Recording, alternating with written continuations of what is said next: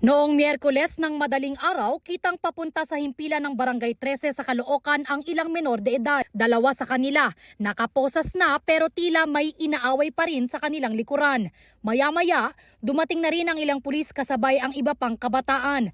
Hanggang sa loob ng barangay hall, mataas ang tensyon at hindi pa rin sila maawat. Sangkot ang mga menor de edad sa away kalsada na nauwi sa pisikalan.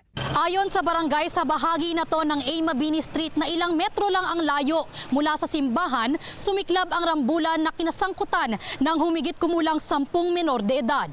Nung simbang gabi, habang naka-duty kami, may dumating na isang group na nakakala naman namin dahil magkakilala nga, kaya lumapit sila.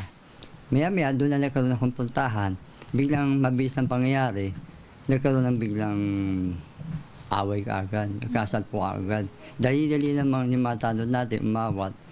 Nakainom umano ang mga menor de edad na sangkot sa rambulan. Galing sila sa birthday. Tapos parang nag-abot sila doon. Yung isang kabataan na involved sa doon sa away, may kalimutan po siya dito sa ganito.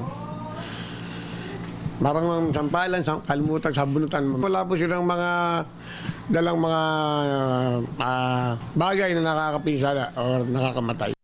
Nadamay rin daw ang dalawang motor na nakaparada sa may simbahan. Sa dami po ng mga tao, yung dalawang motor na nakaparada, parang nasagi, bumagsak yung dalawa.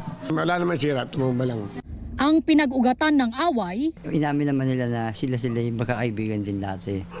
Na nagkaroon ng tampuhan, na lumala yung tampuhan nila, kaya sila nagkaroon ng away. Parang ay pumayag na makabati niya yung dati niyang kaaway. Away barkada lang.